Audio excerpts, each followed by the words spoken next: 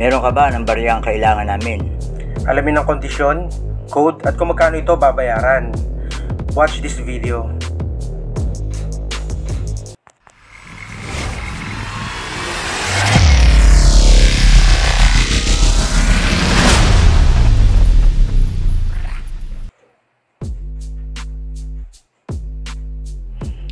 Magandang araw mga ka-troopers. Welcome to our channel. So ang tatakal natin ngayon ay ang 10 piso 150th anniversary of Andres Bonifacio.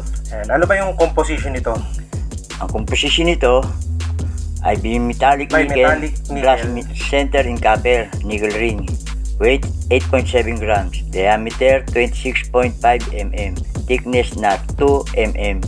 Ang obverse naman ay si Andres Bonifacio. At ang reverse, ano ba yung reverse natin sa bariyang to? Ang reverse nito ay ang bank seal. Ayun, bank seal. So, ang kailangan natin ay... Ang kailangan po namin ay 7 piraso. At dapat... Brilliant and circulated po ayun, dapat. Malinaw po yun ha mga ka-troopers.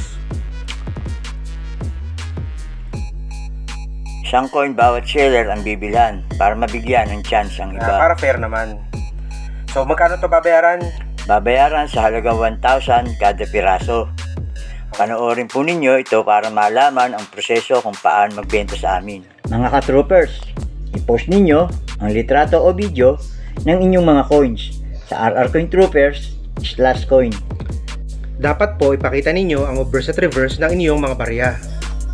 Susuriin namin ang mga ipinost ninyo at kapag ito ay pumasa sa aming pamantayan o kriteria, agad namin kayong kukontahin para sa proseso ng pagbili.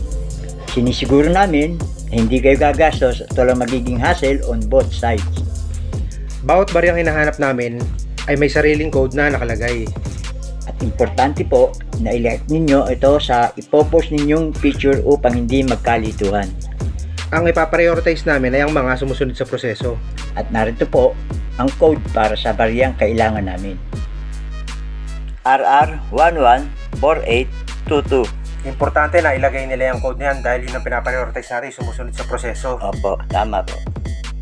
Call us every Monday 1 to 3 p.m. Mga ka-troopers, please don't forget to like, subscribe, and hit the bell button para updated kayo sa mga coins na kailangan pa namin. Para sa aragdagang kaalaman tungkol sa pagbili at pagbenta ng inyong mga coins. Thanks for watching. Until then, God bless!